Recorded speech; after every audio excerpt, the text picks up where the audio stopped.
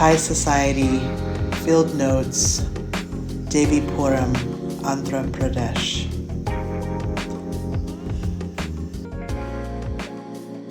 Foreshadowing of this story is that it's about desire and about working with the way the mind can trip me up. I want to talk about oranges, but I have to give you a little bit of context. So for the past month or so, I have been staying in very rural ashrams. At an ashram, they feed you, and the food is really good. And it's good that they feed you because there's nowhere else to buy food. You are reliant on the ashram kitchen to eat. There are no 7-Elevens, no little convenience stores. When you're staying rurally, you're pretty isolated. When I had dengue fever, one of the things that the doctor told me to do was to eat a lot of citrus fruit. And it broke the seal on buying fruit in India. Before that, I had been a little nervous about it and hadn't. And so at that point I had to, so I started eating a lot of fruit. And the oranges are really delicious. But in my state of staying in ashrams, I can't access oranges. This week I was invited to travel to a puja outside of the ashram by the woman who runs the ashram. And we were going to be going to the closest big city. And I got really excited because I thought, I can get some oranges. So that's how it started out. So we're in the car. I'm in a middle seat. It's a passenger van. And all of us are traveling with her. She's the guru of this ashram. Everywhere I look are push carts full of the most gorgeous, shining, sparkling, colorful fruit.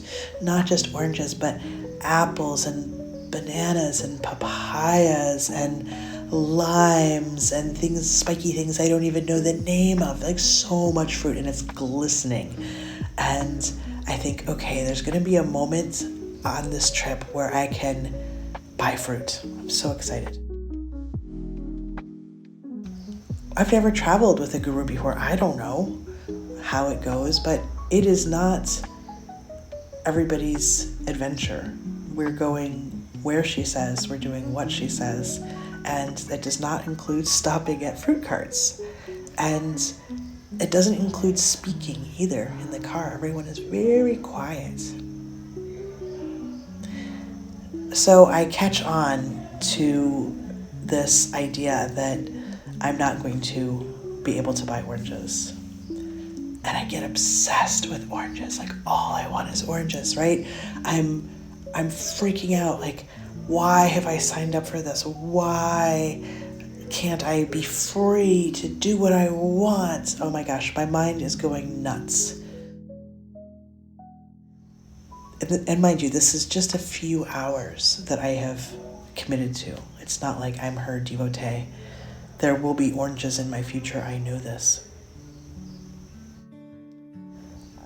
But my mind just will not shut up about these oranges. So we get to where we're going after many trials and tribulations. We finally get there. The puja is beautiful. It's about 50 people. They've made this wonderfully intricate, elaborate mandala called a yantra out of flowers. It's the Sri Yantra. And there's going to be this ritual, this ceremony. I'm still just thinking about oranges, and I think, oh, maybe there's oranges here somewhere. And at the end of the ritual, there's a corner where there's a bunch of extra flowers and stuff, and I think, oh, I'm gonna go over there and see. And sure enough, there are 2 bags of oranges. Well, in my imagination, I had purchased an entire bag of oranges to bring back to the ashram, 1 for every day. I was going to have a whole supply of oranges. There's a young man kind of rummaging around, and I say, oh, is this the prasad? Is this the blessed food from the ritual? And he says, oh no, the prasad will be downstairs. We're going to feed you. And I said, well, will there be oranges there? And I'm looking at the oranges, I'm salivating, and he said, oh, you want oranges? And I said, yes, please. And so he takes one out of the bag and he hands it to me. And then he looks at me. And then he takes another one out of the bag and he hands it to me. And I have 2 oranges. And I am ecstatic. I'm so happy, 1 in each hand. I quickly put them in the bag in case the guru lady sees them. Like, I don't want her just to know that I'm plundering the corner. And that joy lasts for maybe a minute. And then I start thinking about the other oranges that I didn't get, those other 2 bags of oranges. Oh my gosh. Brain, stop it. So at some point, I just have to start being amused with my mind and my desire and how it won't leave me. And there becomes this little distance between me and my mind, and which has enabled me for the past 2 days to hold on to one of my oranges and just appreciate it. Appreciate the color, the shape, the size, the smell of it. I've had my hands on it quite a bit. Just appreciating that I have 1 orange. I ate the other one. It was delicious. So it's interesting, right? Because I've devoted so much of my life work to desire, to helping people find their desire, helping people find their erotic desire, their relational desire, helping them name desire, helping them ask for what they want, helping them learn how to receive what they want, how to not receive when they ask and they don't get what they want, how to feel disappointment. There's been so much work around desire, and yet here I am slavishly following my desires in my mind. And so it just reminds me there's much work to be done and many life lessons, and this orange, when I eat it tomorrow, is going to be absolutely divine.